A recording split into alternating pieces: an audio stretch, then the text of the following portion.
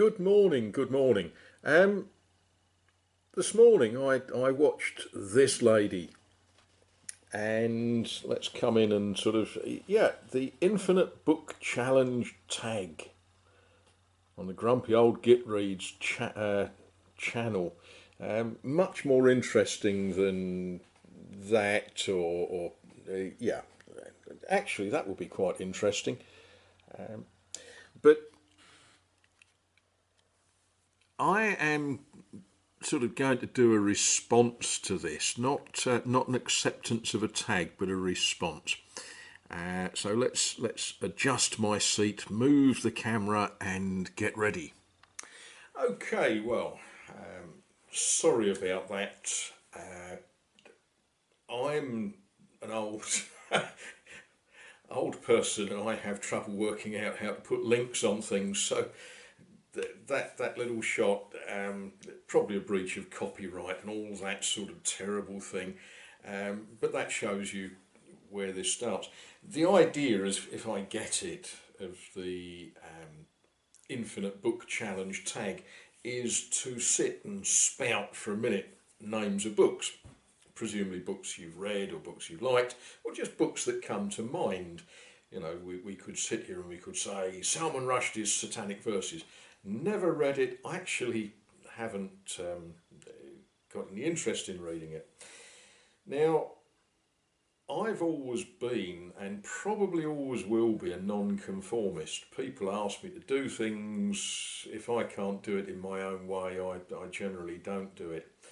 And I don't think the idea is to show off and to sort of come up with clever names of books, you know, Sense and Nonsense in Psychology written by Eysenck, or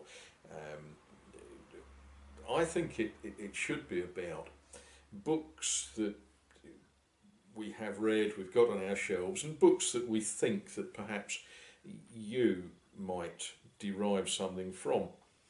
Now, it is Sunday, so those of you that don't approve of what I'm about to say, I'll ask you to forgive me.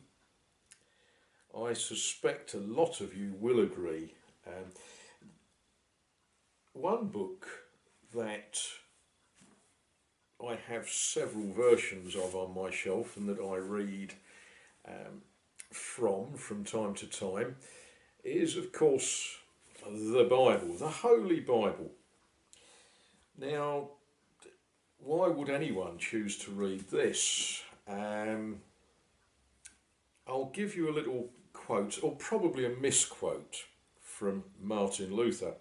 Not Dr. Martin Luther King, who had a dream and went to the mountain, but Martin Luther. Martin Luther was a priest in the Roman Catholic Church. He was a German, and he famously in 1517 had, that's 500 years ago, had a bit of an argument with the Pope. And Martin Luther said, or supposedly said, that one book is sufficient, but 1,000 books would not be too many. Now, if this inspires you all on Monday morning, tomorrow morning, to go to your local bookshop and to buy a Bible, you're going to have some fun and games with that, because if you walk in and say, I want to buy a Bible, they will say, which one?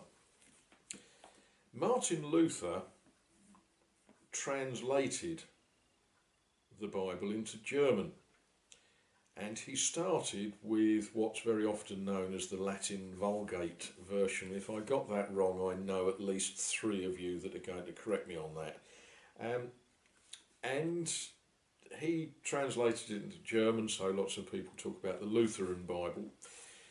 Most people in England will be more familiar with what we call the King James Version. It's the one that probably readings will have been taken from the few funerals and weddings and christenings that you've been to. but there is also the New International, the Revised Standard, a whole range of different versions of the Bible, each of which will have in the front, it will have some sort of explanation of who authorises this particular version of the Bible. So when you walk in and you say, I'd like a Bible, and the lady behind the counter, the man behind the counter says, what sort would you like? If you say, I want a blue one because it goes with the curtains, you may have missed the point of books. Books are there to educate, to inform, to impart knowledge, to entertain, and I prefer books with pages to Kindles and that sort of thing. Increasingly, I do use the internet to read bits of book, but nothing better than having a real one in your hand. While we're talking about such things, one that was an absolute joy to find, and I'm very lucky that 312 yards that way there is a bookshop that opens and sells books, including tatty, ragged old books like this. Now, this one is for the die-hard theologian. Not easy reading, not everybody's choice by any means, but what an absolute joy to find a book. Now, when I found this book, it hadn't been cut.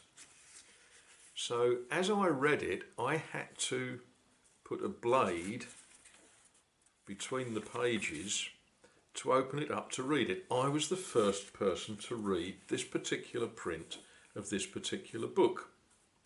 And I find that very, very exciting. I'm currently reading it again because this is actually quite a heavyweight, difficult sort of book. Not everyone's taste, but this book was printed in 1823. 1823. It was printed, it was bound, but it wasn't cut for reading until I got it a couple of years ago. So that's a pretty exciting find, I think. What else will we read? Well, famously I got that. That's, yeah, okay, it's a book. Shelves should have books on them which you leave on the shelf. I haven't read this one. Yeah, it's a reference work, and I have stuck my finger in it and pulled things out of it from time to time. Can't claim to enjoy it, can't claim to have read it, but it's there. Oh, a book that I have read and I thoroughly recommend, and I was very pleased to find this because I read this when I was a child, and it's a great book to read. Where my childhood copy went, I don't know. So when I found this in the bookshop just up the road, I was very, very pleased. Oh, and when I found this in the Salvation Army charity shop, I was very pleased. Some of you know that I do mess about with boats from time to time, and that's a very useful technical reference book.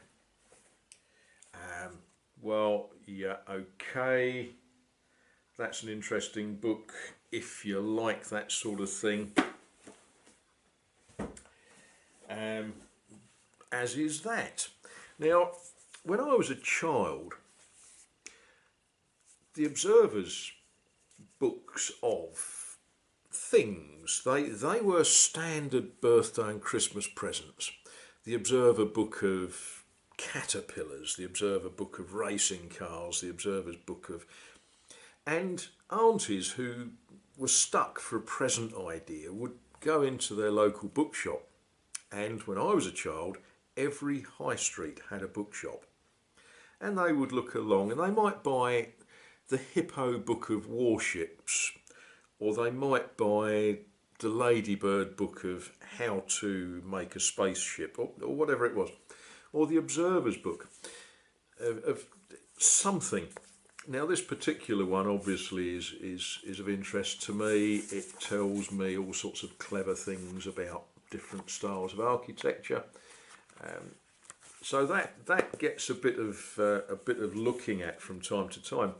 But it's a strange and sad business that the world has moved, and where aunties used to buy us knowledge for Christmas and for birthdays, now they don't. Now they buy us T-shirts that say my auntie went to Venezuela and just bought me a T-shirt.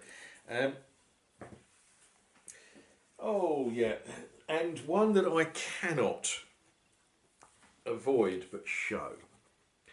Etched loco construction.